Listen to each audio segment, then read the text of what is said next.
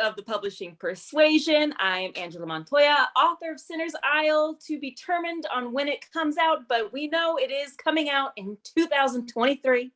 And I am here with my amazing co-host. She is fierce. She is strong. She is powerful. This is Melanie Schubert. Melanie, how are you today? Oh my gosh, the crowd goes wild. That was the best intro ever.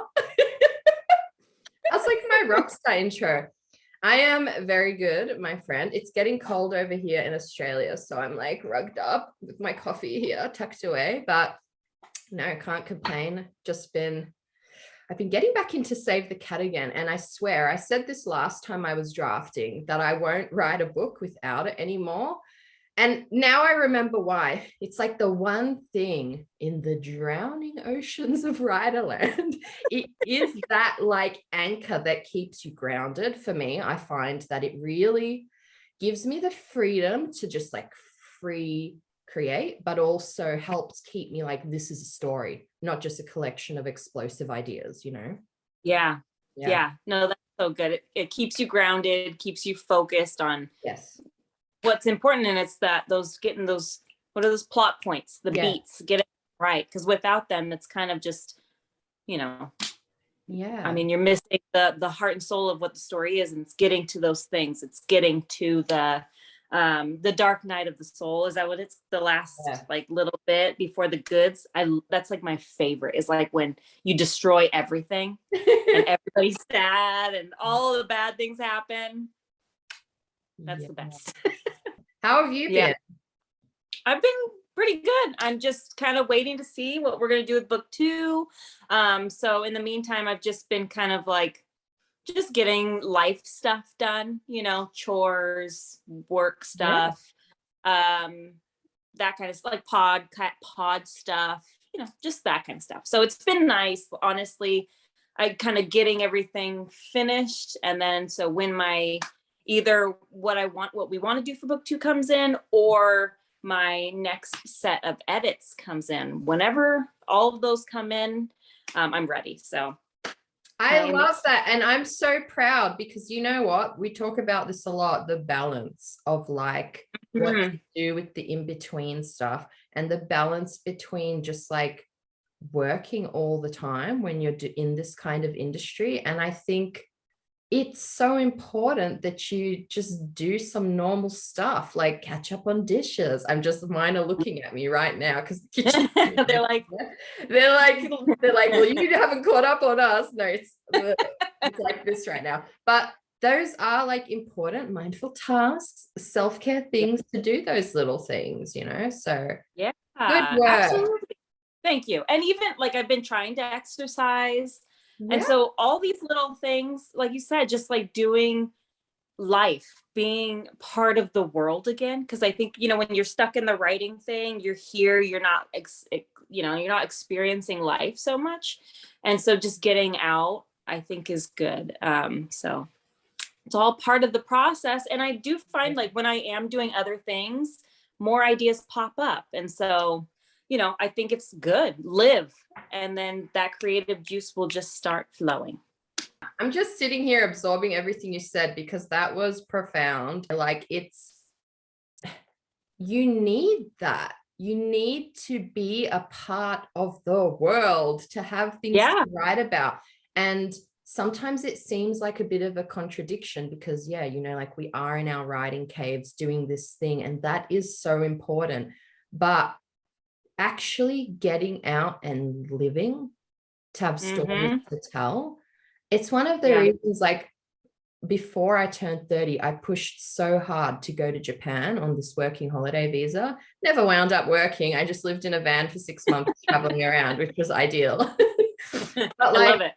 It was one of the reasons I pushed so hard to have that experience, because I was just like, I'm shitting myself moving to another country and just like free living for 6 months. But it was one of the best things I ever did, because all those little, and it doesn't have to be something that big. The other day I just took a different road on my walk, Do you know what I mean? Mhm. Like I just turned a Yes. different way and came up this alleyway, and there was all this street art and all these little secret back entries into the rich people's houses.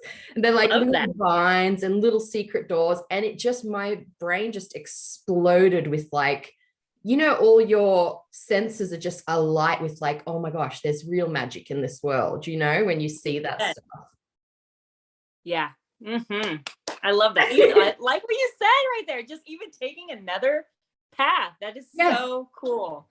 I love it. Well, speaking of magic, we have a magical guest coming up right now. I mean, not only is she a literary agent to some of our favorite people in the world, but she is the founder of a literary agency. We have Jennifer Azantian. That's how I say it, right? Azantian? Okay, cool. I wasn't sure if because I say things wrong all the time. Anyway, we have Jennifer Azantian as well in a different accent. But I think Azantian sounds beautiful. We'll go with that. I just made it up. It's not even that. Azantian. It could be American versus, you know, Australian accent. We like to like Azantian. If I was going to put on my extra Australian accent, Angela. We've got Jennifer Azantian here. Neither of us should ever attempt that. Yeah, so bad. I apologize. Jennifer established Azantian Literary in 2014 and focuses primarily on fiction across genres for middle grade, young adult, and adult readers. She represents best-selling and award-winning writers and is always on the lookout for new talent. Prior to ALA, Jennifer was at the Sandra.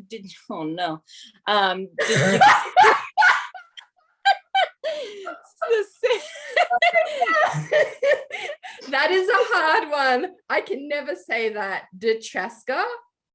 Yeah. Agency? Yes, she worked there. Followed by a stint with the Paul Levine Literary Agency. Before publishing, she earned her BS in Clinical and Developmental Psychology from UCSD, where she was an executive editor for the Triton Psychology Report. She brings to her clients a passion for literature born of a writer's heart, an editorial eye honed from reviewing thousands of projects, and the connections to help bring wonderful books to life. We are excited. Yes. I apologize for that bio.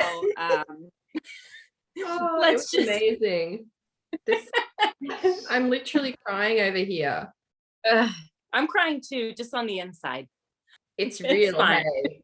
Sometimes I can't even. The other day, the electric guy came to check the stuff, and he's like, "What number are you in?" I was like,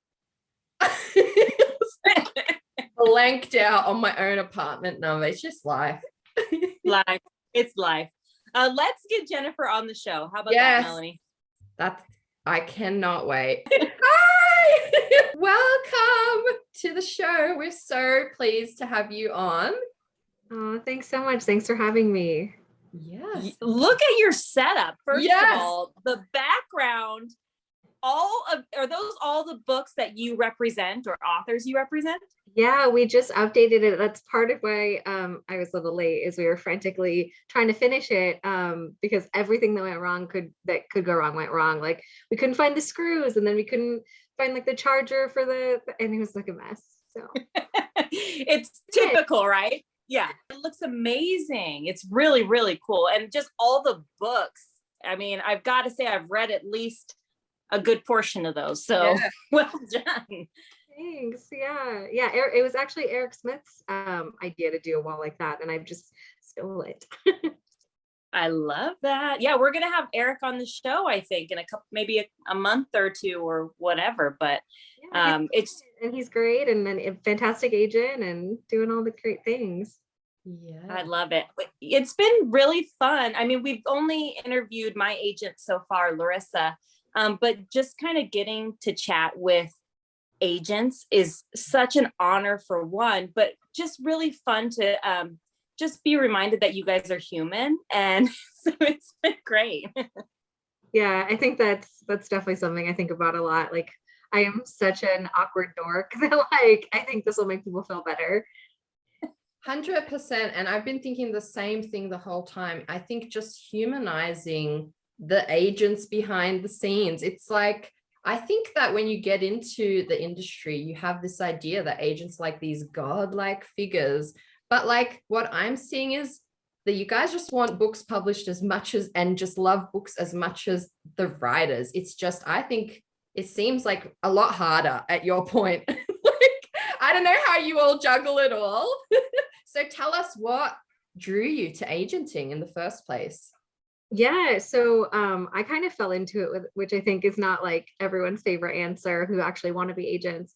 But I'm a first gen Armenian American. And so growing up, it was very much like doctor, lawyer, engineer. And I'm also the first daughter, the eldest of all my cousins. So there was a lot of this like pressure that I didn't even really notice, but was there.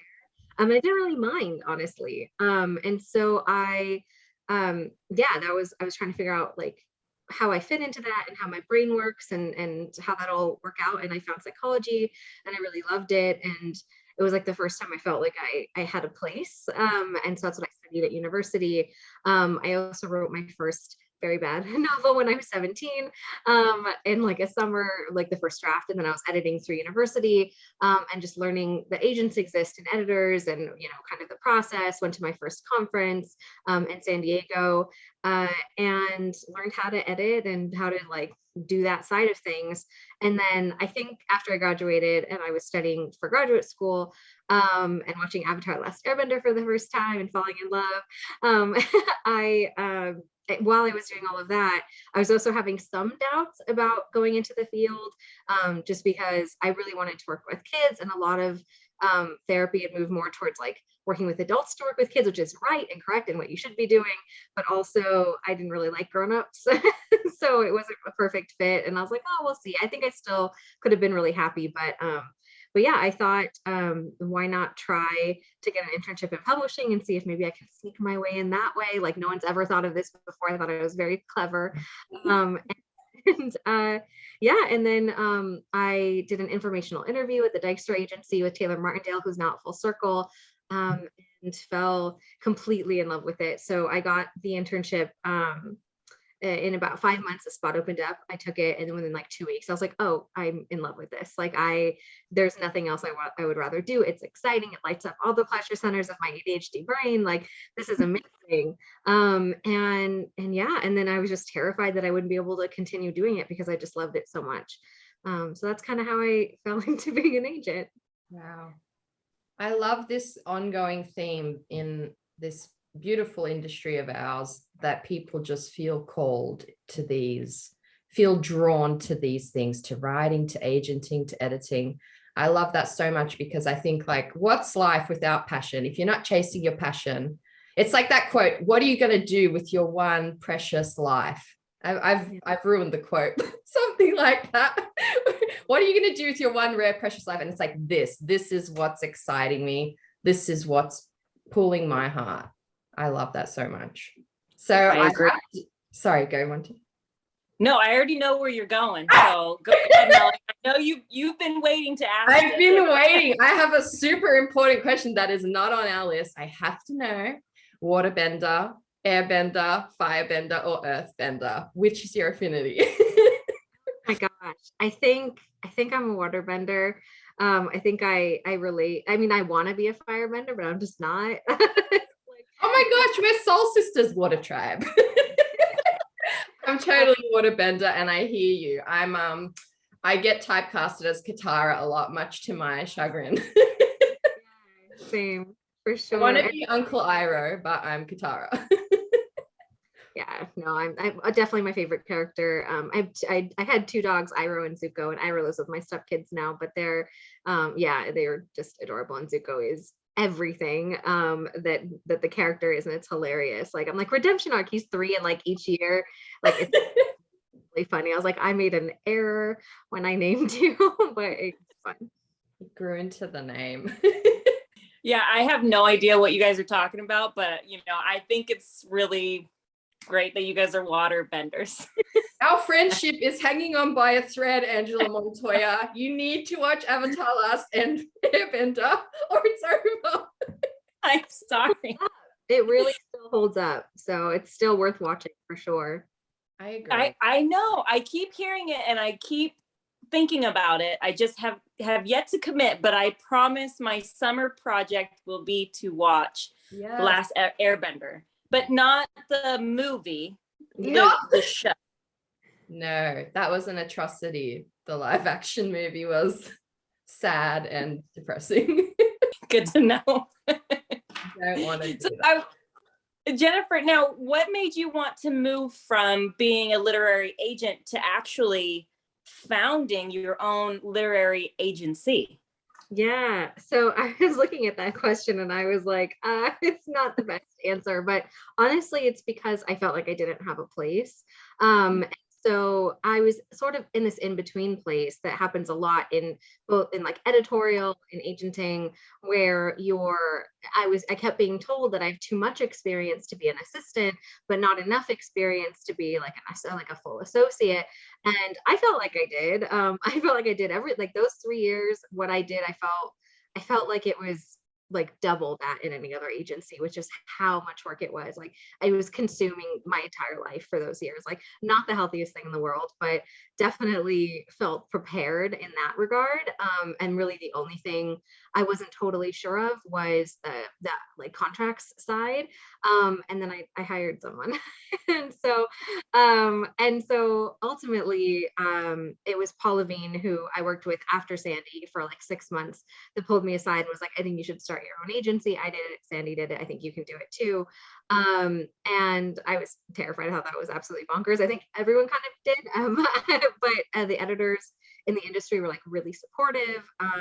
And I just went really slowly and carefully with the clients that I took on. The only real indication I had that I had any sort of eye was that every project I wanted to take on and wasn't able to take on sold. And that like, we did work on it, and I just felt, I started to feel like maybe there is something to this, and it kind of was borne out. Like that entire row here, almost except for this very last one, and then a couple here just for my very first clients. Like they're on their 8th and 9th books, and then like these ones up here. That was my second client, and then City of Rest was my third. So yeah, I mean, I was very, very careful, and I think that ended up working out. But ultimately, it was just because I didn't know where to go next, but I didn't want to give up. I didn't want to move to New York. My entire big Armenian family's here. I have a bunch of nieces and nephews like that. I think that the New York life would have chewed me up and spit me out. So that's why I originally did it, and also to kind of prove to myself that I could, because at that point I really wasn't sure at all. I think I still don't some days. Like sometimes weeks go by and I don't sell something, and I'm like, oh no, I'm never going to sell anything again, and it's not true. But it's just this panic that's in the back of your head. So yeah, it was a big part of that, and Paul just like giving me that push, and my partner being really supportive, and yeah, and then just wanting to sort of lead with kindness in the industry and like prove that you could be wildly successful and like super and like be there for people, and like there's no state secrets in the industry, and just yeah, that's what I wanted to do and be the mentor I didn't quite have. So wow. Well, it goes to show that you're doing it, and you're doing it well, and it's paying off. I mean, just looking behind you and seeing those covers, and knowing some of your other clients that have recently sold or are working towards selling, you can tell based on how much they talk about you and how well they talk about you. I mean, literally everyone that I've ever talked to that is represented by you, like they just like literally gush about you because of just how great you are and how kind you are. And so, and it's funny because we've had a few friends on the show that have come on as guests that are represented by you. And I kid you not, like some of my favorite people are your authors. Yeah. So thank you for that. I'm so glad. It's a really great community. Like, I think, I don't know if it's just something about people who like chose to work with me over the years. Like there's just some like quality amongst all of us that I don't know, we're just really bonded all across the board, and we have a Discord that we like share and I really enjoy, and it's really, really nice. There's a lot of friendships that have been built on it, and a lot of support, and people beta read for each other. It's more than I could have ever hoped for. I love that. That is so so much. special. Yeah.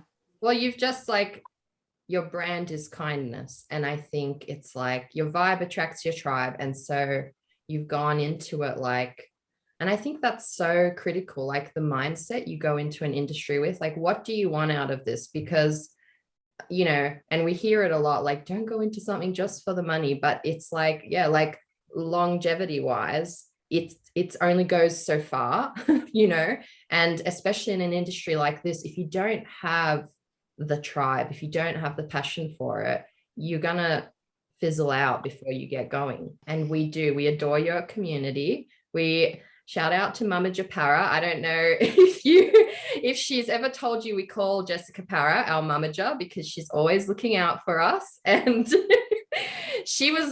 podcast was her idea. She's like, Melanie, you've got to start a podcast. I was like, I don't know, I have anxiety. Help me. But I did it, and it's been wonderful. And yeah, just so great to hear more about the journey and to hear it from the agent side. So do you have a specific genre that like excites you the most? Yeah, I think my first love will always be fantasy. I think science fiction and fantasy, but mostly fantasy. Like my logo's a dragon. Like I was a big fantasy kid. I do a lot in different genres now, mostly because my clients surprise me. They like Heidi and Katie, who did these ones here. The next one, Heidi was like, I have this contemporary that I really love, and we ended up selling that really well. And then so that's what kept happening, is that my clients kept having these like contemporary book of their hearts. And then so like Icebreaker was another one of those where I signed for a YASF project. And then we ended up selling Icebreaker, which is this like contemporary book of Al's heart. And so that kept happening. I was like, I think maybe I do like contemporary more than I thought. It's just voice is really important. And I already know that I love these authors' voices and how they tell stories. And I think that yeah, I don't want like a bajillion subs in that area, but I'm always happy to like request stuff in that area. And yeah, so fantasy I think will always have my heart. I'm reading Kai K right now on the adult side, and listening to it's really, really good. And yeah, that's the kind of stuff I really enjoy, myth retellings and things like that. I love that. What was your favorite fantasy book as a kid? Do you have a favorite? Oh my gosh, I really like the Crestomancy Tales. I think that was one of the first ones that I remember very firmly from Diana Wynne Jones, who also did Howl's Moving Castle, which I also love, the book and the movie. But yeah, that one's really standing out. Yeah. Oh, and also, yeah, also Suzanne Collins, her middle grade. What's it called? Gregor the Overlander. That was another one that made a big impact. Oh, that sounds interesting. Okay, I'll have to add that because I don't think I've ever read that one. So I'm going to add that to my list. Yeah, list now. Yeah, adding to the list. I wanted to ask, now I can only imagine how much you read a day, just with your own clients and just kind of everything. Just that's your job, you know, you're constantly looking at everything, I'm sure. How does like what makes a manuscript stand out to you? Is, like you said, it's the voice. Is there other things that kind of like draw you in? Yeah, I'm always voicing character first, and then plot, and then world building, you know, depending on fantasy or not. Because for me, I feel like those latter two things are much easier to fix. It was something that it took some time and some trial and error to learn as an agent, was that I can't really fix voice if I'm not feeling it, or if it's not quite hitting the right way for the age or whatever it is. So that's what I always look for first. And I think part of it also is the psych background. And like, if I just don't believe the motivations, or it feels like the plot is really driving it, that it's not going to be for me. Also, there has to be like some lore, like something extra, like beyond kind of a slice of life for the most part. Like I really want like in TJ Power, Something to Prove, it's a contemporary YA, but it's also very much about like body hair and your relationship to body hair. And I'm obsessed with it. Like it really changed my life in like my 30s. And I wish I had it as a teenager, and just like how I think about hair as an Armenian woman. So it has this like, I don't know, something that like tugs on my heart. And I'm always also looking for like pieces of my own identity.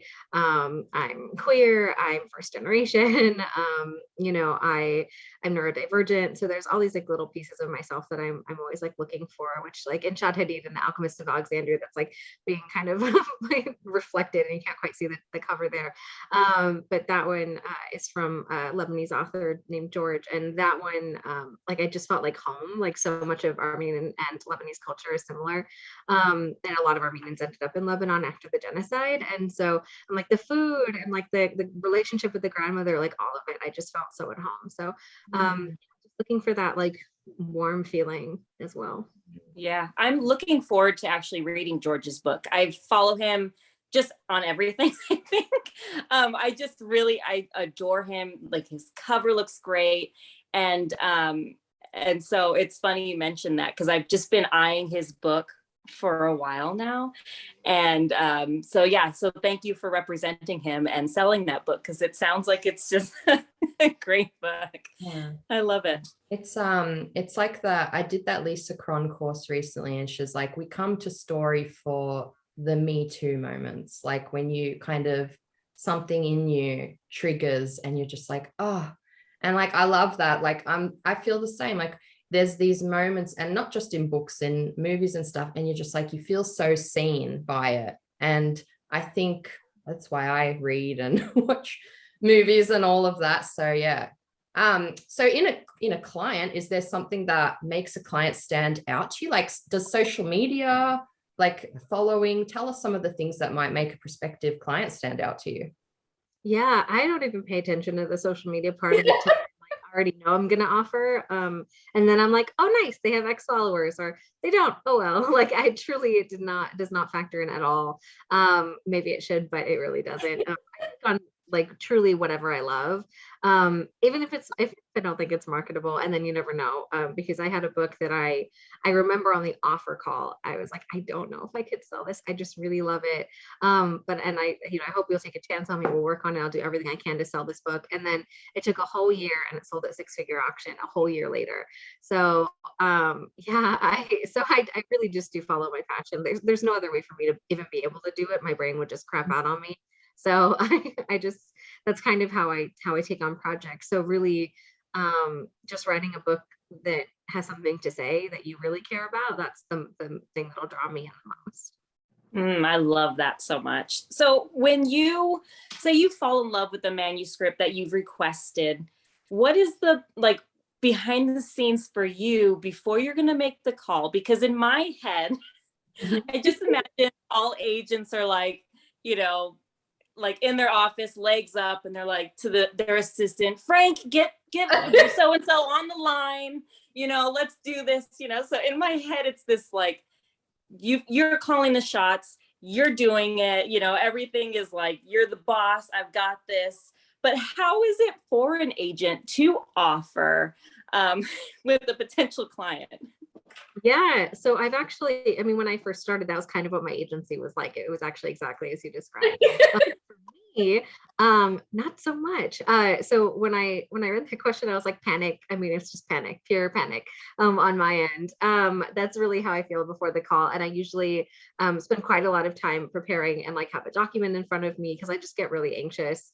I'm just an anxious person in general. And even after all these years, and even after doing it so many times, and like the sting of rejection doesn't really affect me as much anymore, and like the payoff is great. But truly, what I tend to do is make sure that I have like a really clear idea of what editors I want to go to, make sure my notes are all laid out really well, that I have like my questions for them all ready to go. Like I have like a document that I always use. So yeah, I just spent some time prepping and panicking, and then the like while I wait afterwards, that part is the absolute worst. Like it's truly because I don't offer on anything that I'm not like so deeply in love with and so passionate about that yeah, I keep spending the whole time just in an utter panic. And right before I signed Shannon Chakraborty for the City of Brass, I had missed out on 5 projects in a row that I had offered on. And I was brand new, and it makes sense, and that's totally okay. But I remember being so in love with this book and knowing in my heart of hearts that it was going to be huge. Like I just knew it. And, I was the first one to offer on it. So it was a long wait. And when she said that she was going to go with me, when like all of these other agents offered, I was so over the moon because literally the couple weeks before I was crying to my then boyfriend, just like, how am I supposed to make it if nobody believes in me and nobody thinks that I'm going to like, and it was a lot. So you never know what's around the corner. I think that's true for agents and for authors. Yeah. It's so like cool to hear the other side of it. And like, it must, like, you put a lot of work into reading. Like if you're going to offer, you've read the whole book, right? And so it must be devastating on the other end. If you're really excited about something, you invested all this precious time into reading it, and then it doesn't happen. Like it's, yeah, I get real sad for like a day or two, and then I'm better. I used to be a much longer rain cloud, but I'm getting a little better at it. Yeah. Is there something you wish prospective clients knew before like getting on the call, or even just getting more seriously involved, like getting an agent? Is there something you wish your authors knew beforehand? I mean, everyone's usually pretty great. I kind of lead the conversation. So, I mean, one of the things is that we're nervous too, and that we're here to like kind of like, you can ask us all the questions that you want. There's no bad or wrong questions. It's always a good idea on this call and also on any potential calls with editors to have any future projects in mind, like maybe like a one-liner or a paragraph to just think about that and where you want to go next in your career. So when the agent asks you, you're not like totally thrown off guard. It's not going to make or break it, but it's just a nice thing to know, I think, ahead of those calls that sometimes people don't. And yeah, I think that's mostly it. Just that we're nervous and excited too, and something to be nervous about. I know it is nerve-wracking, but for the vast majority of the time, that offer call is like going to materialize into an offer. I think a lot of the times people think they're going to talk to me and hate me, and then I'm never going to get the offer. And I think that's really rare. It's not saying it doesn't happen, but it's extremely rare. Oh, well, that's good to hear, because that was me on every call. Well, just in general, anytime I'm on a call, I'm like, they're just going to hate me. Yeah. And I'm good at whatever I say is going to make them cancel all their plans.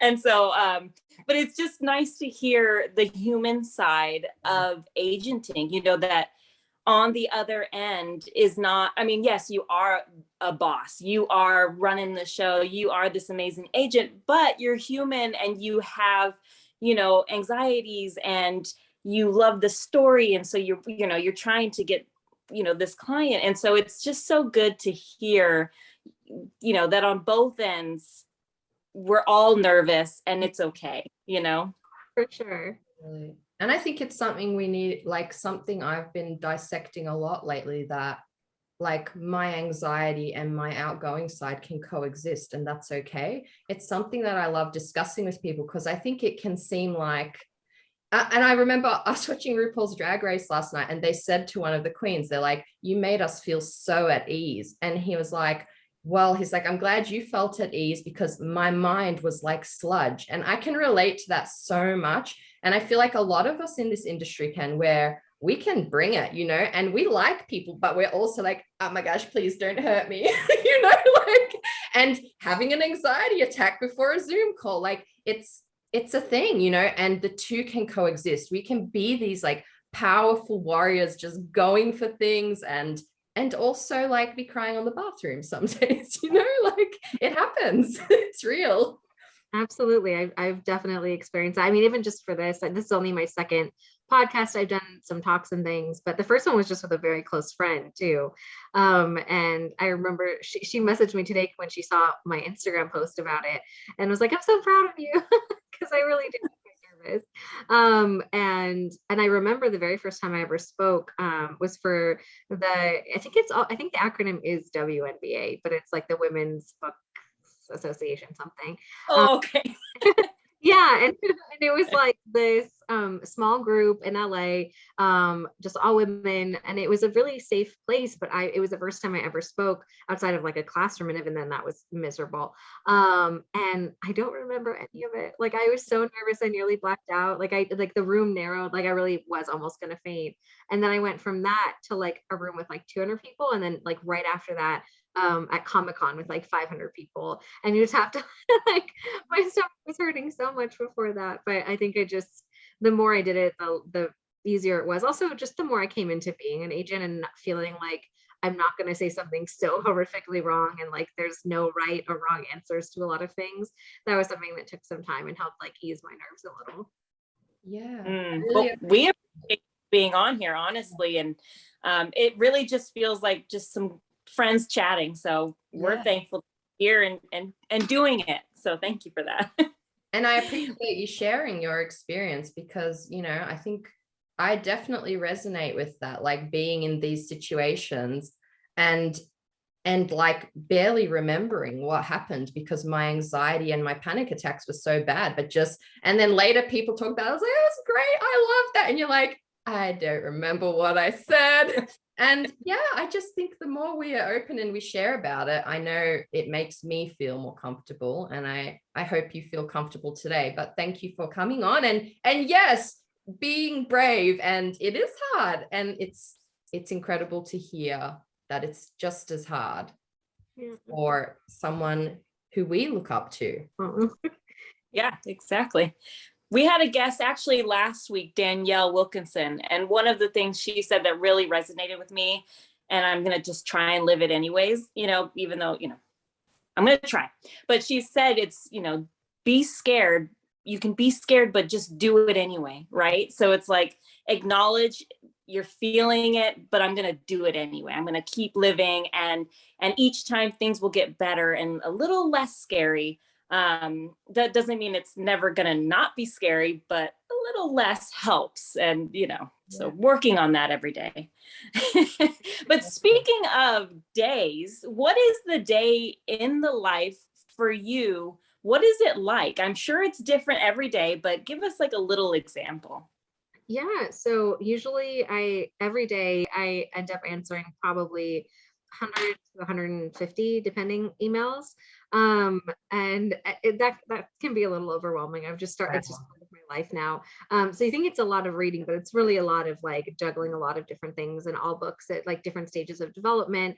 And I don't have an assistant. I've talked very openly online about my fertility struggles, and that's a very expensive thing, especially in California in the United States. So pretty much any money we make goes towards that. But really, I probably should have one at this stage. And so it's just a lot that's on me. But I don't really mind. I love my work. It's like, I feel really bad to say it because I know this isn't the case for most people, but for me anyway, I do have the like it's not work if you love it thing. Like it really, I have the long hours, but I just don't mind it because I love it. And so yeah, so that's I do a lot of emails. I usually do some editing every day. I try to do some queries every day. Don't always, that's always like last on the list. But there's always something like a contract review, reviewing a proposal. It's like really different every day, which is so great for my brain and for like having ADHD. It's just, there's always something new and exciting to be working on. So that's really what it's like. Just every day is very, very different from the day before. Lots of meetings. Even still, like I'm always like, when are the like introductory like meetings going to end? And they don't. And there's just, and I love it. I love talking to people about books, but yeah, it doesn't end. Do you have a part, like what's the hardest part for you about being an agent? Yeah, absolutely. I mean, I think this is probably true for most agents. It's the rejection for me and then the rejection for my clients, working so hard on something, both of us, for sometimes years, and it not selling. And I just, I'm so sure that it's going to, and then it doesn't. So that's by far the hardest part. I think it's made a little bit easier with that. I like don't really give up on my clients. And we work really hard on the next thing and the next thing, whatever we need to do. But that's never easy. And so I think that's by far the hardest part, is because I just want everyone to sell. I think we have a pretty good hit rate, but like the ones that don't will stick with me forever. And I really do think about them all the time. I sold a book once 5 years after I took it on, and long after it was down on sub, but I just found this like perfect medium and perfect editor for it, and it was kind of their dream editor too. So I was really excited to be able to do that. So I really do try to think about books even a long time later, if there is like some, you know, serendipitous thing that's happening. So yeah, that's definitely the hardest part. Yeah. I think that's so cool though, that 5 years later, you know, that it still had a chance. And we hear so often that, you know, after a year, people say, you know, my book is dead. You know, we went on submission, but now it's dead. And, you know, kind of in this weird space of, well, what do I do now? You know, and I think it's got to be just the scariest kind of a feeling of just like, okay, you know, this book was the book of my heart. It didn't sell, but what I love hearing from you is that there's always a chance. It's just didn't find that right one right at that time, and you know, it could happen. And so I love that. Now I have a question. When you are on submission, or I mean your clients are, do you have advice for them how to get through it? Because being on submission, luckily I'm not on it anymore, but Yeah. it is this weird space because, you know, we've gotten the thing that we were always hoping for, which is getting the agent. And for your clients, it's like getting the mega agent. And so, you know, that is always the thing that all the, you know, author tubers and blogs, it's all about how to get an agent. But then once you get on submission, you're in this weird place where you don't know what to expect because there's not as much resources on, you know, that you can like Google stock about all these things. Do you offer your clients, you know, advice on how to get through such a wild, weird time? Yeah, I think part of it is just sharing the reality, which is that I've sold a book in 4 days and 18 months at 6-figure auction. So if your book doesn't sell in 3 or 4 months and you start to feel that panic, like just squash it because it's not real. You know, I've seen it happen many times. So your book is definitely not dead. So that's part of it. The other part is to work on the next thing. I think that's a very common piece of advice, but it really is the one I say the most.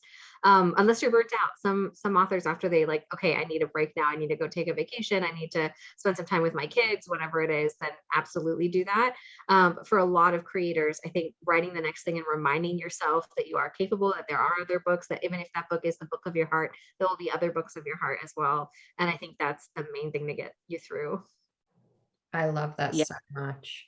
And it's so true. Every time I've written something, I'm like, this is the one, this is the book. And I'm like, I couldn't possibly write anything better. And then the next time I'm like, I don't even know if I like the last book compared to the one I've written now. And I think it's that perspective. Sometimes it's hard to see that you can get to that place where you're just like, no, it's better. Write something else, just write.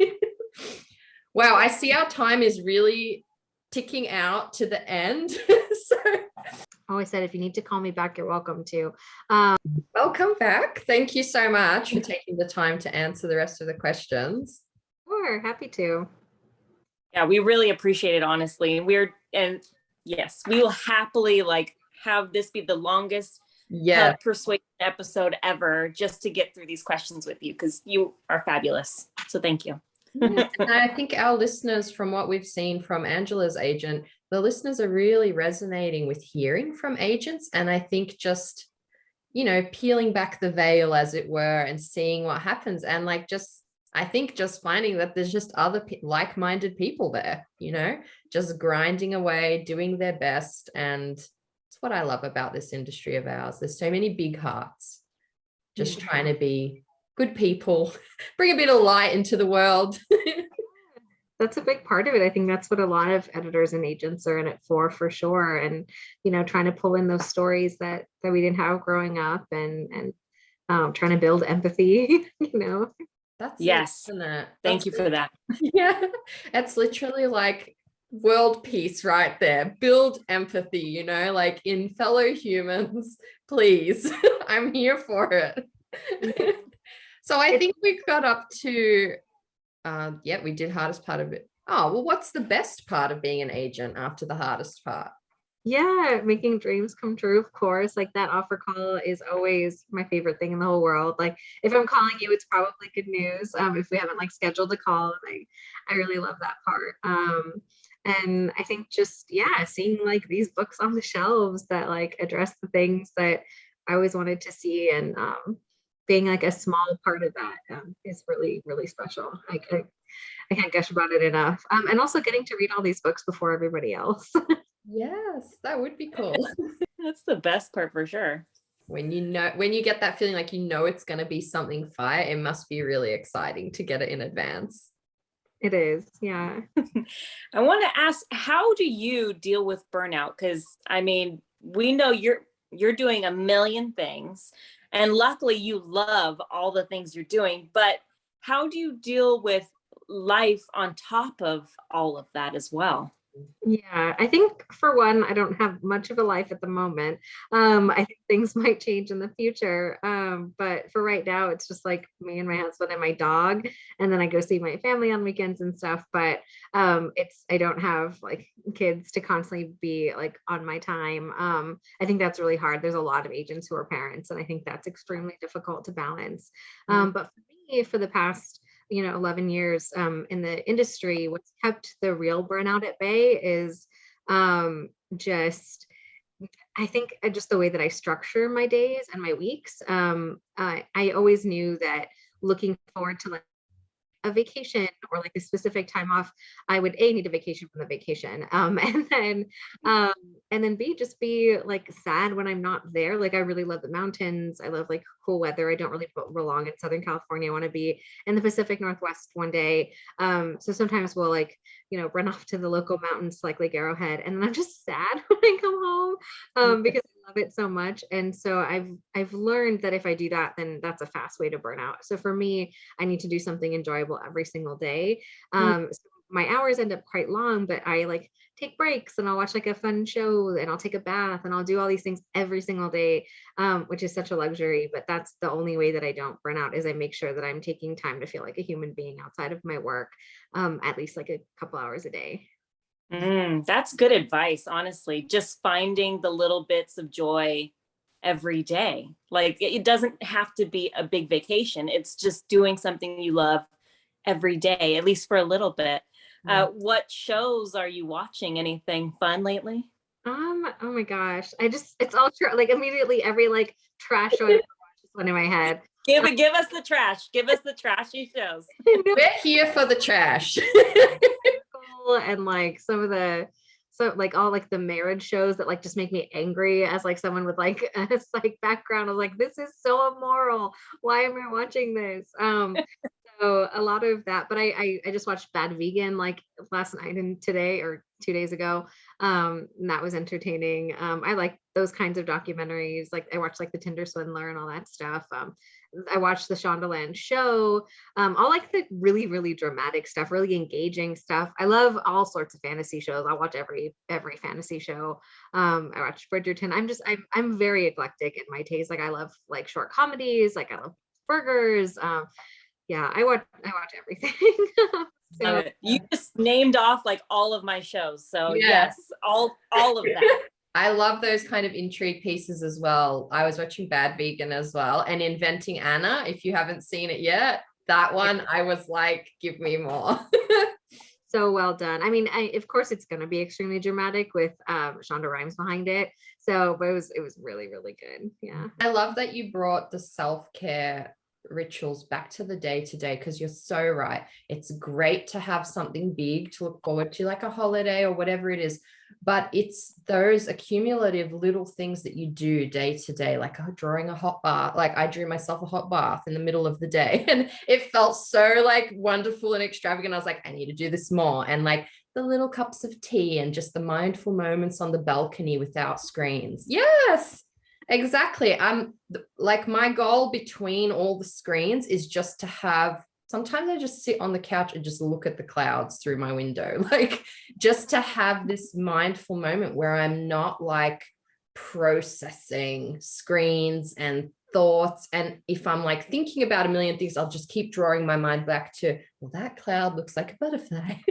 like the mindful. Do that. My ADHD would disallow it. Like I can't even in like short amounts at PT, like they always joke. I go to physical therapy for my neck twice a week, and at the end they're like, do you want ice or heat or whatever? Like so it's usually everyone's favorite part.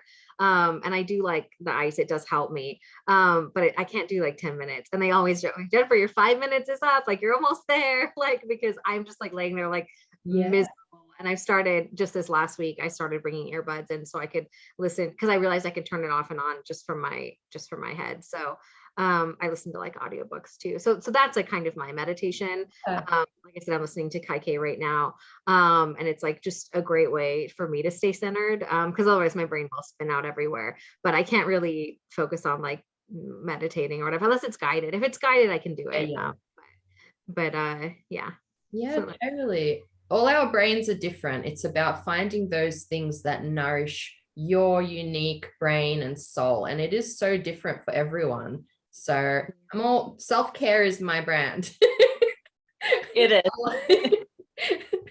Along with cheesy, heartfelt, and magical. I agree.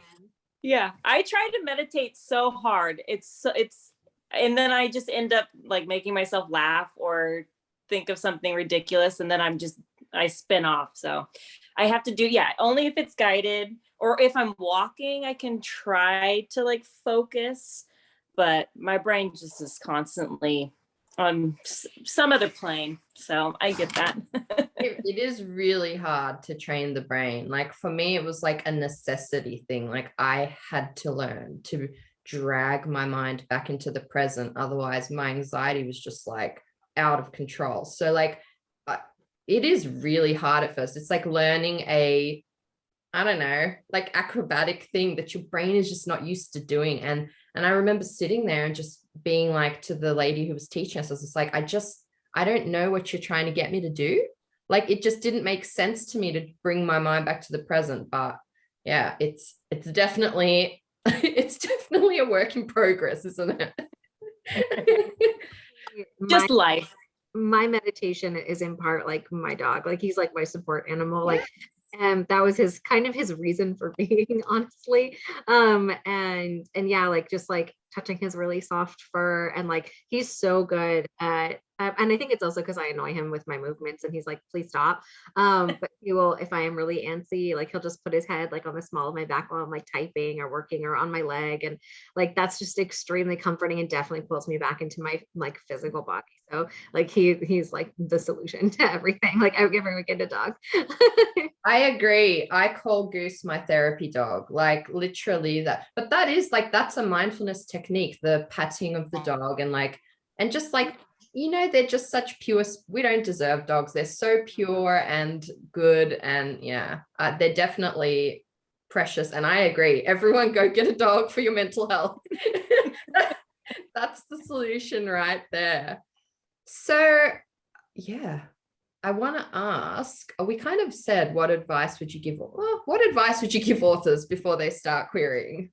Yeah, I think for that one, it's like the simplest and most obvious one, which is just to make sure that your book is as polished as possible, because there are definitely some second chances. One of my authors sent me their project, and then I passed on it, but I was like, but there's really something here. Like I'll look at it like again, and 3 years later, they sent me the same book, and I represented it, and it sold at 6-figure auctions. Amazing.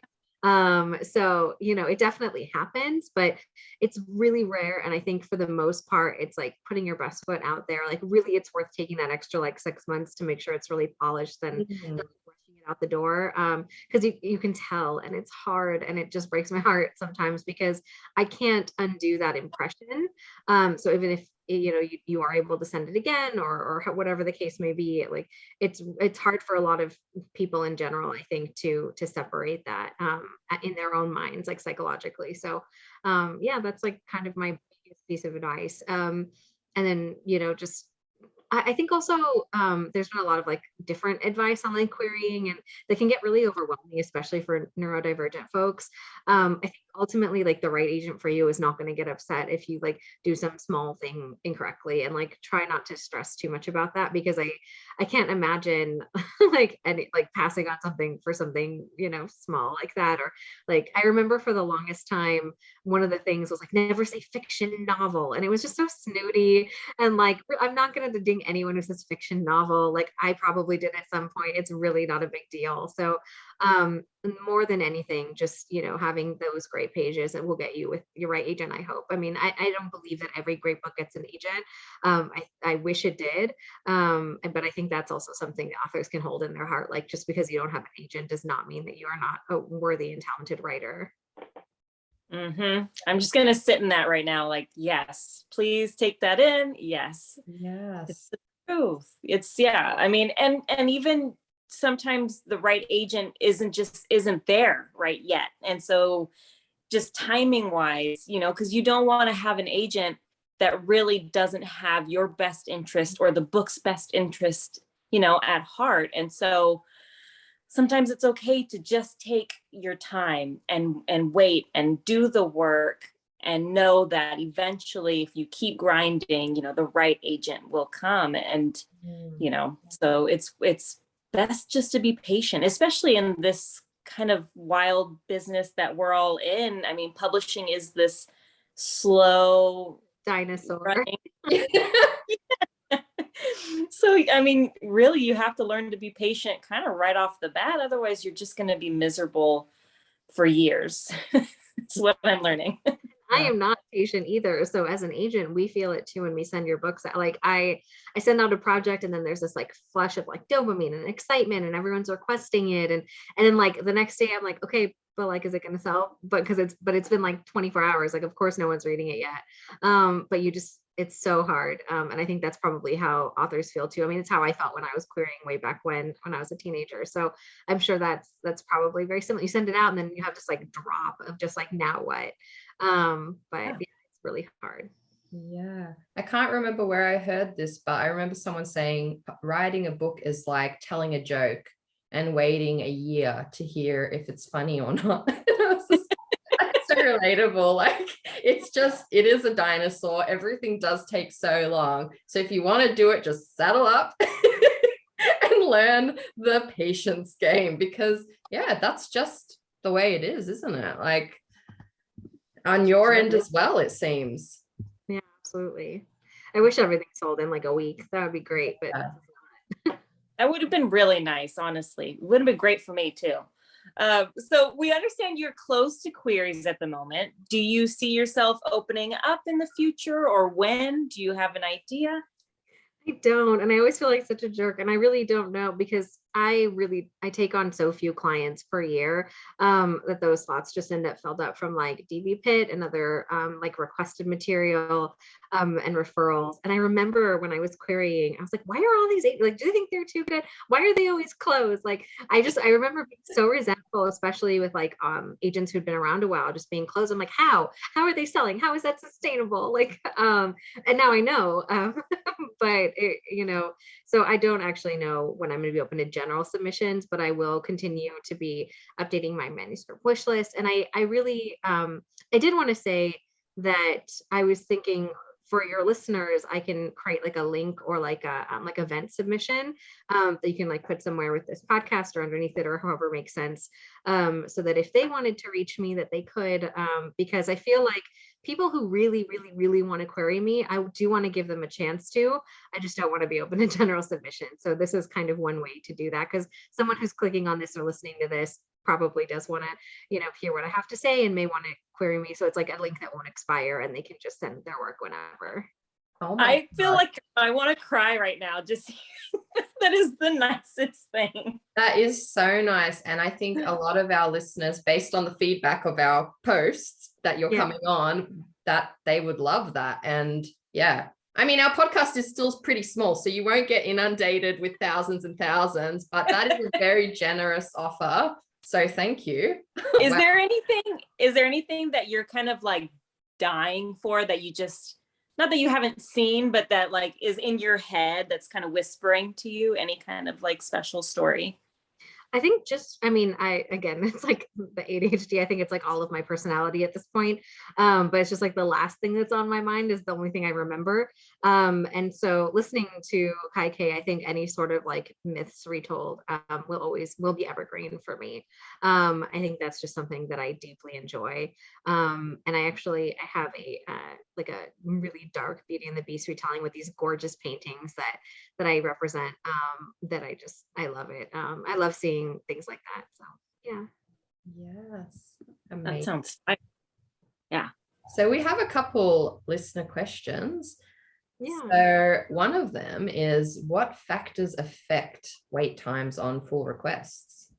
Yeah, and so I feel really guilty about this one. The most part, with full requests, what makes the difference is that other agent interest. Like if there's an offer on it, you've got to move on it if you want it.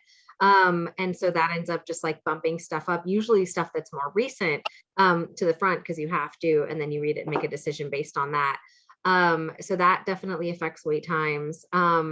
But then like for me, the longer I have your book, probably the better it is, which I don't know how to come up with a better system. It's the worst. So the way I actually go through queries is I go through them from one time and I pass on things that I just know are not for me. Like I read them, of course, all of that. And then I have like a second round with these maybes. And then sometimes I'm like, what was I thinking? But like, I just go through them and I just try to see if I still feel that same spark a second time. And then from there, I request partials, which is a very small percentage of my queries. And I don't even request the full because I know I'll get psychologically overwhelmed. But usually at the partial stage, things are looking good. And so, yeah, that means I really love your writing. I love the story. Your pitch is great. And then, and if I request the full, like it's pretty much yours to lose. So if I'm sitting on your full, it's probably a good sign. I just signed a client for a book that I think originally queried me like a couple years ago. And I think there was a bunch of stuff that kept happening where like there was a revision and things were going on, but I think I was sitting on that full for a year and like other agents didn't offer on it. And it was really exciting because it just reminded me that like not everything is competitive for one. And just when I love something, I deeply love it. And I don't care if other agents see it. I don't care if there's not like, I don't like 100% a market for it. I will find a way. And I just, yeah, I really, really love this book. And so, yeah, I mean, I'm sure they're stoked that even if they had to wait here, that we still get to work together. And I think they have a bright future. So, yeah, so those are the things that really affect wait times. But for me, personally, me having your full forever is probably a really good sign, and I'm really sorry about that. I think that's really comforting to hear for me anyway. Like I was so busy and I was always in the back of my mind, like, I really want to get back to it. I really want to get back to it. And that's kind of part of how I know that I really love a book. Yeah. Love it. I love it. All right, here's another one.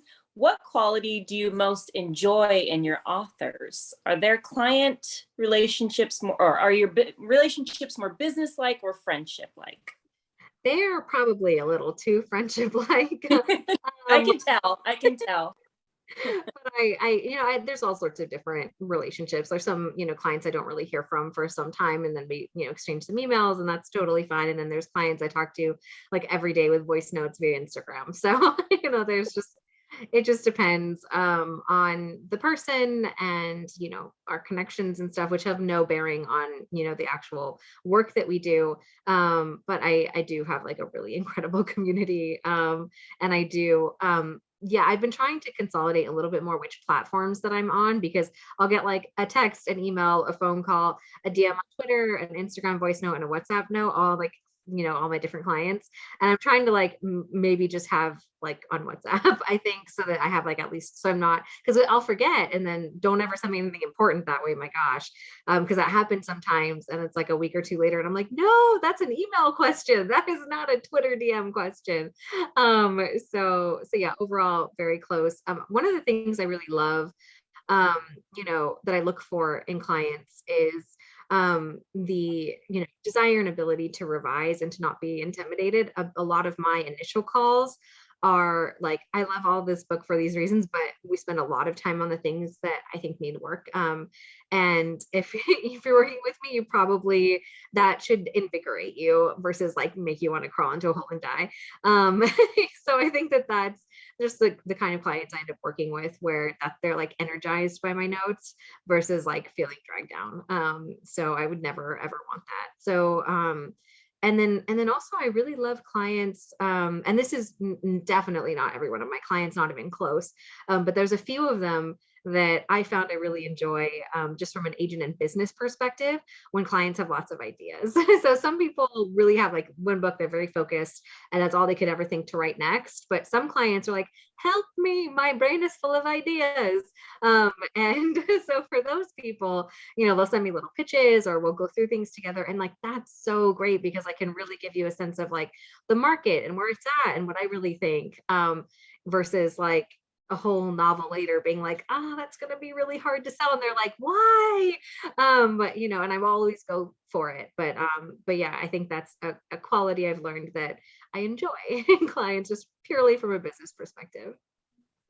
I love it. It honestly just sounds like you're such an approachable person and agent. And I think for me, you know, and my agent, that's what I really value about her is that, you know, and obviously when she's on vacation, I'm not messing with her, but like, oh, there's times where I can just send her a text or a DM or whatever, and she's there. And it means the world to know, and it obviously shows it for your clients as well. It's like, just to know that if we're having a panic moment, you're going to be there for us. And I appreciate that. I'm just going to say it from your clients. We appreciate it.